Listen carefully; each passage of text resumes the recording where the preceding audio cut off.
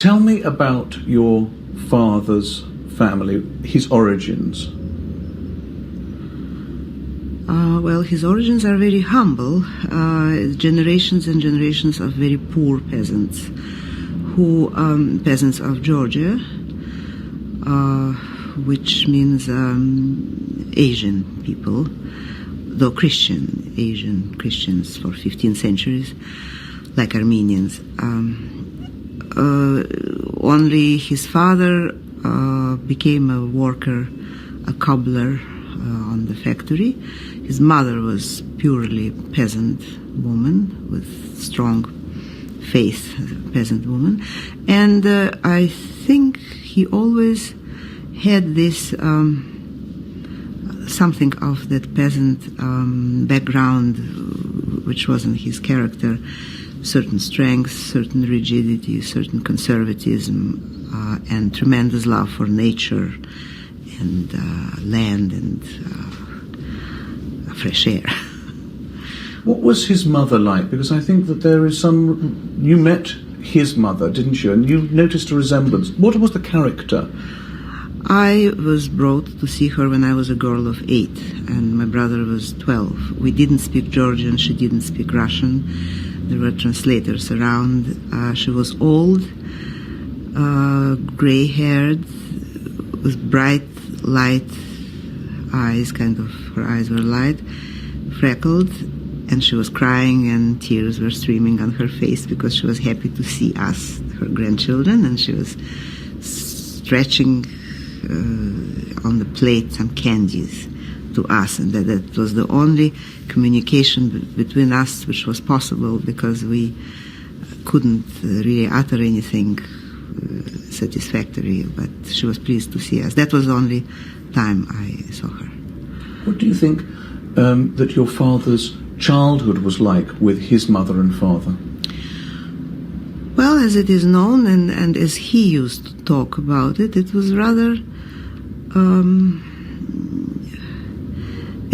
horrid childhood of poverty, with father who was a drunk, who used to beat the rest of the household, mother and himself, and the boy, when he grew up a little bit into teenage, he used to protect mother, and one time even threw the knife at his father in protecting, so it was pretty wild, and then he had to run away and was hit by the neighbors from furious father. It was pretty rough childhood. However, he used to say that he loved his mother always, who used to beat him too. He admitted that, but that didn't obviously make any difference. He kept certain reverence and really very sincere admiration to her and to her character until his late years. What about your father's training in the priesthood? Can you tell us about that? When we sort of revisited Russia 3 years ago with my teenage American daughter, we went to see that little shack where he was born, and then we went to see the school, the classroom with crude wooden desks where he sat. And my daughter asked how many languages he had to study, because she was at that time facing the problem of too many languages at once. And they told her that he had immediately, of course, everybody in Georgia, they had to know Russian, they had to study Russian, and he had also Latin and Greek in his parochial school. He was a good student. His favorite subject was, as he himself admitted, was mathematics. Not humanities, as a matter of fact, but mathematics. And then when he was in a seminary, at one time he worked at the astronomical observatory. He worked in some kind of capacity of writing down observations and something like that. He was a good student, as as we know. Why did he give up the priesthood? What do you think the priesthood had meant to him? Was it important to him later on? I don't know how was it important when he was young. He never talked about that to me. He dropped out from the seminary, I believe, because of his other involvement in the revolutionary work and struggle, and that meant, of course, total change of philosophy. Do you know why he became a revolutionary? Did he ever talk about it?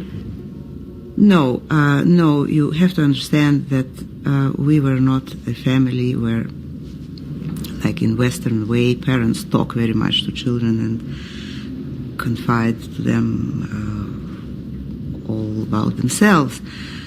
In fact, I have to go back to very early years when I saw my father more. When I was a teenager, or during the war, or before the war. When I was an adult, we saw each other extremely seldom, and there was very little of this reminiscence kind of a thing. Georgia at that time was, although on the outskirts, was a place of quite a revolutionary ferment, and Social Democratic Party and social democracy was very popular, taking the minds of educated students and from all classes. It always begins with the nobility and then comes to lower classes. And many Russian revolutionaries were in exile in the Caucasus, and of course they brought this. They brought Marxism in. So I think he simply answered to what was rather very typical there. It was a sign of the time. You've said that you weren't like a Western family that reminisces, but did he ever talk to you, for instance, about his early relationship with Lenin, about what he did in the revolution? No, he didn't touch that subject at all. I know my mother's family, the Alliluevas, who were older revolutionaries. They were, in fact, my mother's parents knew my father since the 90s, and before my mother was even born. And they knew Lenin. They would mention once in a while him, that he was an intellectual, he was very intelligent, very polite gentleman. Can you remember your first Red Square parade as a child? Well, I don't know if it was the first one. Maybe I was taken before. I suspect I was taken at the earliest age, because that was the habit, take all children there. The one I remember was 1932, because a few days later mother died, and we were there at the parade just before that, and my brother and the grandmother, and it was fun. It was fun parade, and How did life change after your mother died? Have you got any memories of that? Well, for us children, it was really an end of an era when she died. I was 6.5, my brother was 11.5, and he certainly took it with greater pain than I. And it was total change for us. Our teachers were fired, our home studies and all that schooling and education, which mother was so concerned about, all that ended. Then soon I went to school, to regular school. Then another governess was hired, which was nothing of those whom mother used to find. And then in later few years, all her sisters and brothers, all Alliluevas, relatives, aunts and uncles, so much beloved,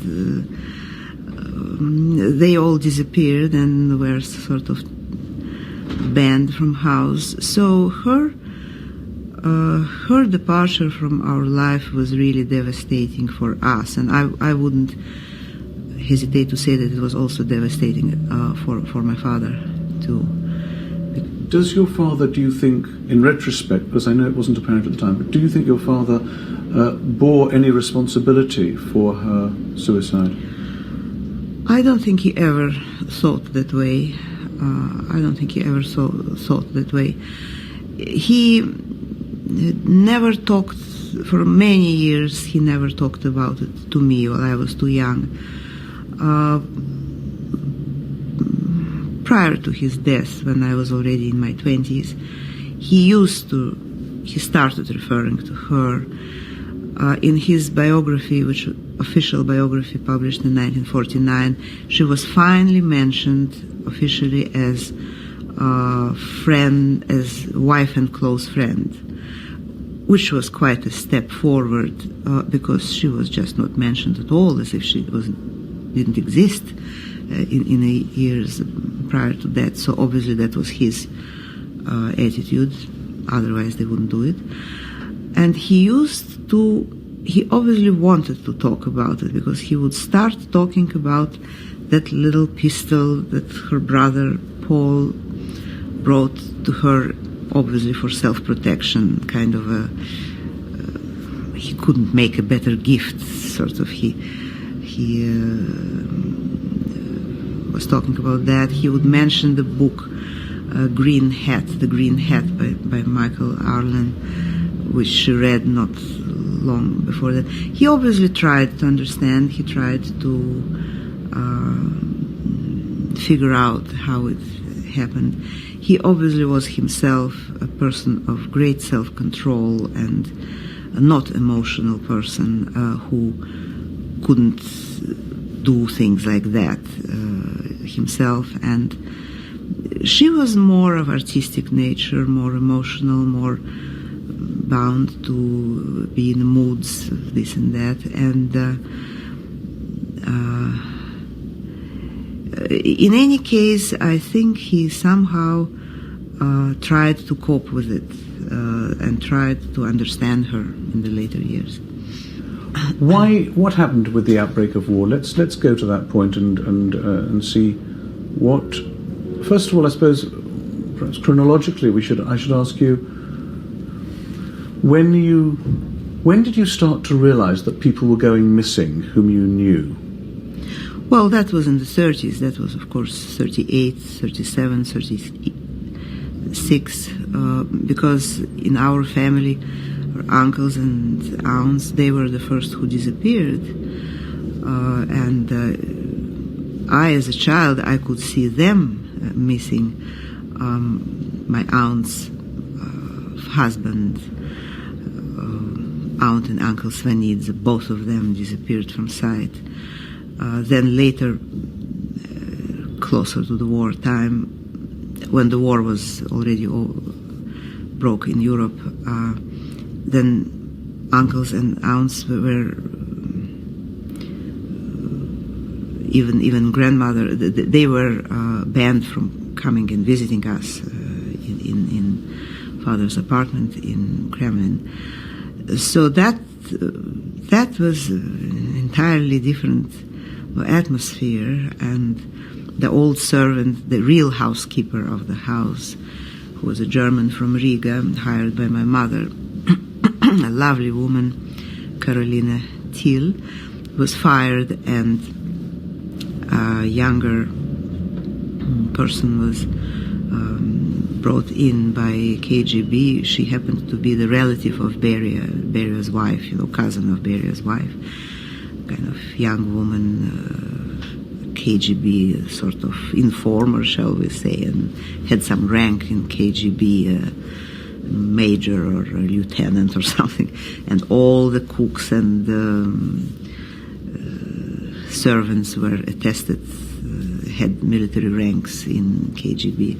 So that militarization happened on the eve of war. Do you remember the outbreak of war? Well, I remember it in rather what happened domestically to us because we were all sent out of Moscow to first south to the Black Sea and then to Kuibyshev, to that town on Volga, where later the government moved, and it was like the wartime capital. The capital was moved to Kuibyshev.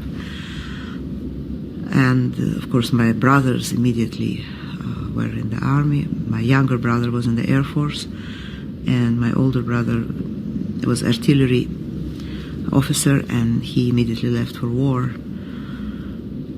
So it was pretty visible. The war was pretty visibly there. There are stories, and I don't know whether they're true, perhaps you know, about your father wondering whether to leave Moscow. Do you know? In the fall 1941, when German army was very near to Moscow, actually in the outskirts, I think some motorcyclists were actually in the outskirts, there was a plan of moving the government to Kuibyshev, and places were prepared and residences were prepared, and I saw those, and big bomb, what are they called, Big shelters. Shelters were prepared there too. But then, well, my father changed his mind and stayed, and one of the servants who worked then for him told about that, her story. She had to bring, to serve food, you know, they used to bring food on heavy trays, which were not brought like that, as it is done usually, but they were bringing it on one hand like that, rather gracefully. So she had to run with these trays of food between the house where was the kitchen and the little cottage where he used to stay, not the major house, not the main house, and the shelling from the anti-aircraft was dropping down, and she was running under that because the anti-aircraft artillery was shooting all the time at this time. So she came in with that tray of food, and he asked her, well, is it, are you afraid to be there? And she said, no, Comrade Stalin, we are not afraid. And he said, well, but they're shooting there. Well, she said, it's all right, sort of. And they were all prepared to move. All the kitchen and everything was packed, and the household was packed. Actually, the train was on the rails ready to pack it all and move. And within half an hour, he called his chief bodyguards or whoever, I don't know, and said, we're not going, we're staying. And so they decided to stay, and then there was decision to have parade on the Red Square, and there was a parade, of course, which had great impact on the troops. I know people who were on the